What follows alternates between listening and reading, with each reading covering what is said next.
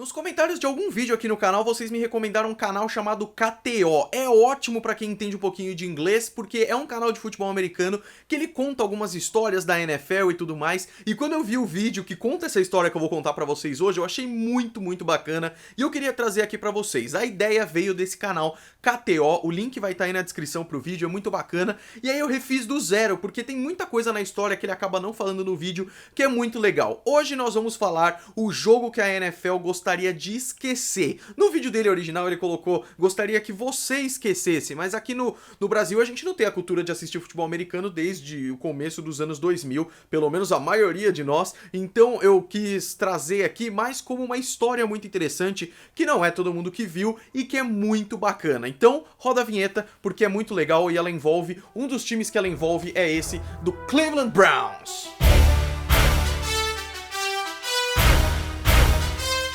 Sejam muito bem-vindos ao Going Sports e hoje eu vou contar pra vocês a história do Bottlegate. Tudo que envolve uma polêmica ou alguma coisa importante na NFL termina com o gate, né? Tem Spygate, Deflategate e tudo mais. Esse é o Bottlegate. Bottle é de garrafa e vocês já vão entender por quê. Esse talvez seja o jogo com a maior polêmica de arbitragem da NFL da história, talvez apenas competindo com o Rams e Saints na final da conferência desse ano, né, da temporada 2018. Era 2001, semana 14, Jacksonville Jaguars enfrentava Cleveland Browns no antigo Cleveland Browns Stadium. Os Browns estavam com um desempenho de 6 vitórias e 6 derrotas e precisavam ganhar para conseguir ficar vivos na briga pelos playoffs. Então, eles precisavam ganhar os próximos 4 jogos para terminar 10-6 para ir para os playoffs. Os Jaguars estavam mais de boas assim, mas era um jogo muito importante para os Browns. Tava 15-10 para os Jaguars, faltando 1 minuto e 8 segundos do quarto. Era uma 4-2 para os Browns na linha de 12 jardas dos Jaguars, ou seja, faltava muito pouquinho ali para fazer uma pontuação, não bastava field goal, tinha que ser touchdown. O quarterback dos Browns da época era o Tim Couch. O Tim Couch, nessa 4-2, ele recebe o snap e passa para o recebedor Quincy Morgan. O Quincy Morgan, ele pega a bola meio solta assim, e aí ele leva uma pancada que faz a bola perder um pouco o rumo, não sei o que, ele cai e pega a bola. Isso foi meio controverso, mas aí os Browns correram para já fazer o spike, porque era uma 4-2, o relógio não ia parar, faltava 1 minuto e 8, o relógio começou a correr, eles correram para pegar a bola e fazer o spike, e aí aí vem outra parte polêmica de 1000 polêmicas dessa história, né? O Tim Couch, ele fez um semi-fake spike, ele faz assim, ele meio que finge um spike e aí ele faz o spike de verdade. E isso já tá proibido, porque tecnicamente é intentional grounding. A regra do spike, ela tá no livro de regras da NFL, ou seja, você pega a bola e joga ela no chão pra parar o relógio e aí você perde uma descida. Esse é o spike e ele tá no livro de regras. Se você pega a bola, finge que vai fazer o spike e faz o passe, também vale. Dan Marino e Peyton Manning faziam isso direto.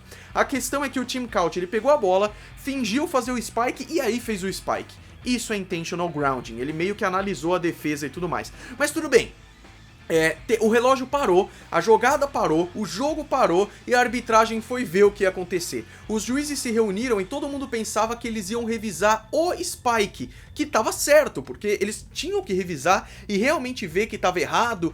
Isso ia fazer com que os Browns continuassem com a bola, mas perderiam um down, perderiam jardas e tudo mais. Mas tudo bem, o que acontece é que a arbitragem disse a público que ela revisaria, na verdade, a recepção do Quincy Morgan na jogada anterior, essa que eu disse que a bola deu uma bizarrada e não sei o que. We'll be looking to see if the last pass was incomplete or complete. Isso já tá errado, porque não se revisa uma jogada anterior à última. Você só pode revisar, pelas regras da NFL, a última jogada, nunca 2 jogadas pra trás, entendeu? Então eles teriam que revisar o spike, não a recepção da outra jogada. O que eles alegaram é que a equipe de arbitragem de vídeo mandou um buzz, mandou um sinal pro árbitro ali no campo, ele não viu e depois ele viu e quis revisar a recepção, porque realmente a recepção foi controversa, ele não tinha posse da bola, mas ele caiu com os 2 pés e a bola tava segura, mas não muito, então isso realmente precisaria ser revisado. Só que isso nunca aconteceu, porque eles queriam revisar, na verdade, eles deviam revisar, na verdade, o intentional grounding e não a jogada que já passou, porque muito rápido, e os Browns foram inteligentes, eles passaram logo pra fazer a próxima jogada. Isso não é feito sem a permissão dos árbitros. Toda vez que acontece uma jogada, um árbitro tem que colocar a bola ali, ou seja, a jogada seguinte, a jogada do Spike, foi autorizada. Mesmo assim, eles quiseram revisar a jogada anterior. E aí que veio o problema, porque depois de revisarem, eles disseram que foi passe incompleto. Sendo passe incompleto numa 4ª para 2, a bola voltaria a ser dos Jaguars, eles ajoelhariam 2 vezes e acabou.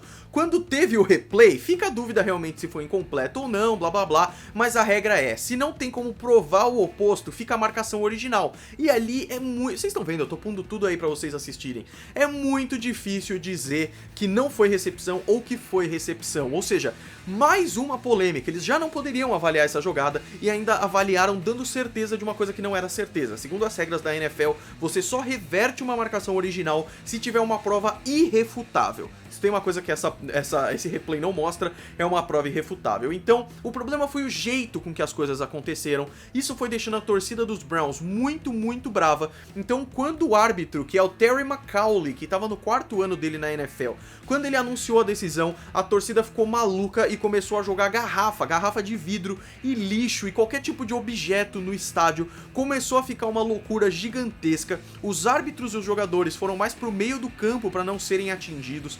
Alguns caras que estavam na arquibancada, torcedores dos Browns, até tentaram invadir o campo, mas foram segurados, não conseguiram.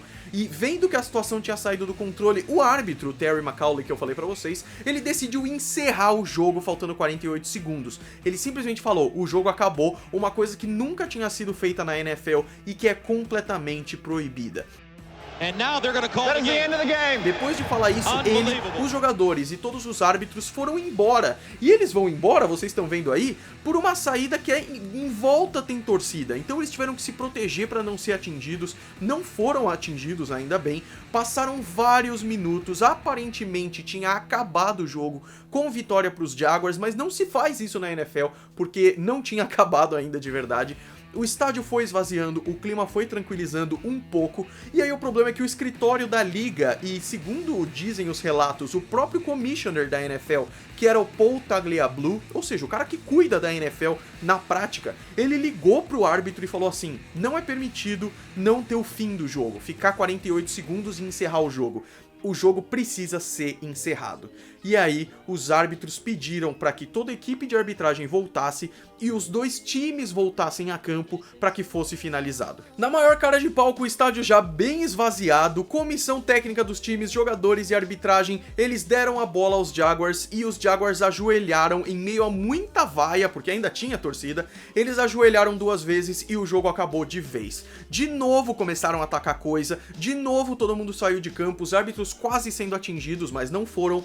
E fim de papo. Depois desse evento, que ficou marcado como Bottlegate, uma das falhas mais graves da NFL em termos de arbitragem, a maioria dos estádios proibiu os torcedores de... Primeiro, acho que trazer garrafas de vidro já não podia, mas as garrafas que compravam lá era de vidro, então eles mudaram para plástico e outros materiais menos possíveis de dar uma cagada gigantesca. E esse caso é tão emblemático que nesses últimos playoffs que a gente teve aquela chamada do Saints e Rams que era para ser um pass interference e não foi, os Saints apresentaram uma ação judicial contra a NFL e eles citaram esse caso do Bottlegate como um exemplo de que o commissioner da NFL tem o poder de alterar a decisão de um juiz, querendo que alterasse essa decisão dos Rams de pass interference e tudo mais, para que de repente pudesse voltar e alguma coisa assim. A NFL pediu desculpa pro Saints, mas a jogada nunca foi revertida. Os Saints foram eliminados, os Rams foram pro Super Bowl e perderam, e é isso. Mas o que eu mais queria falar pra vocês é essa história bizarra do Bottlegate, um dos casos mais emblemáticos e um dos jogos que a NFL mais quer esquecer e mais gostaria que nunca tivesse existido, tá bom? Os Browns não foram pros playoffs naquele ano, nem os Jaguars. No ano seguinte eles foram, não ajudou muito, tinha vários outros times em ascendência naquele momento. mas é uma história muito emblemática. Vocês gostaram? Se vocês gostaram, deixem o gostei aí embaixo, se inscrevam no canal. Mais uma vez, visitem o KTO, é muito interessante, o canal é muito bacana, e a gente se vê no vídeo que vem, tá bom? Me siga nas redes sociais, golemesports.com.br, tem podcast toda quinta-feira à noite, tá bom? Um grande abraço pra todos vocês, fui!